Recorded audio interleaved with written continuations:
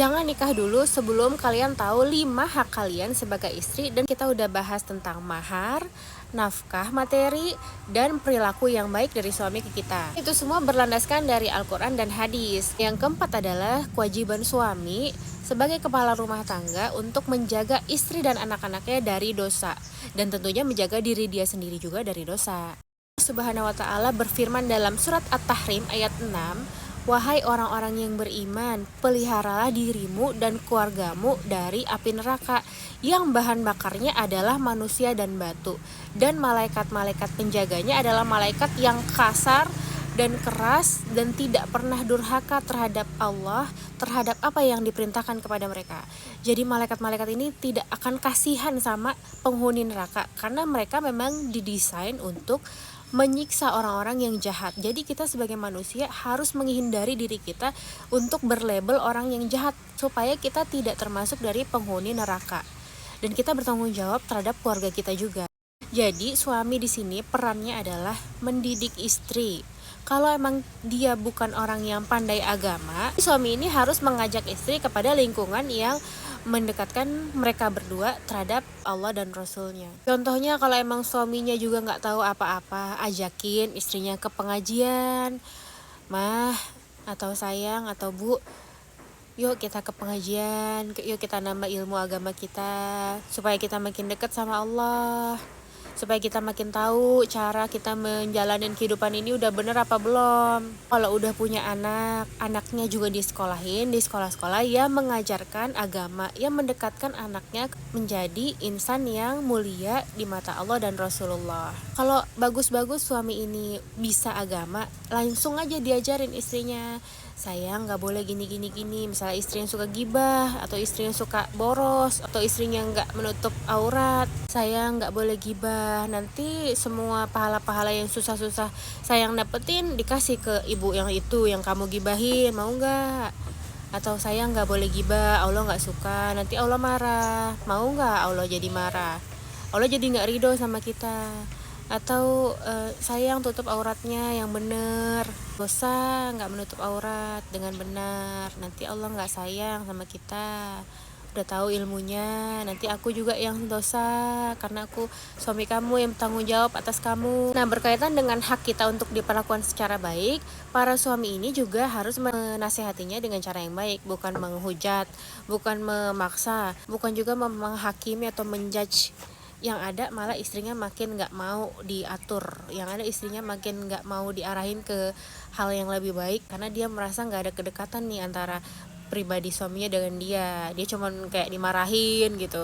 Jadi sabar-sabar para suami untuk mengarahkan istri dan anaknya ke jalan Allah.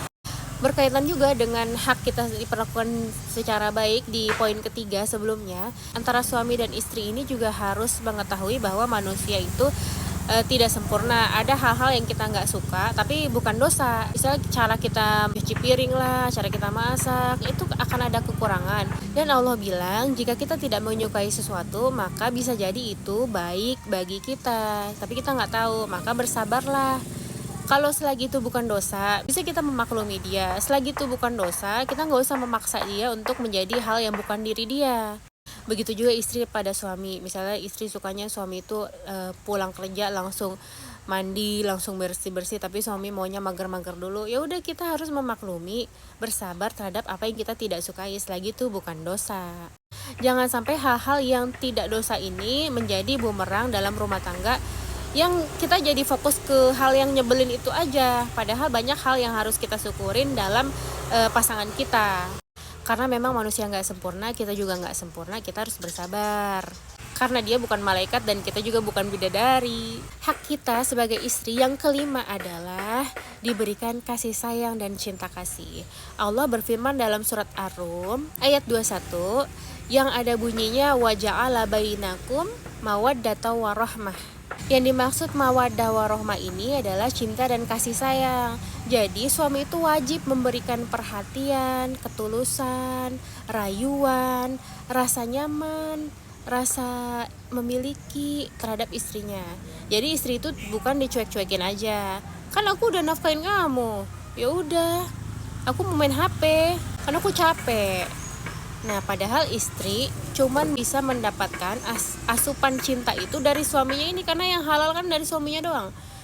Nggak bisa cari di tempat laki-laki lain. Kalau suaminya nggak mau memberikan asupan energi cinta ini, dari mana istri mau dapat? Padahal perempuan itu memang dia tingkat kewarasannya dan tingkat kekuatannya itu dari cinta ini.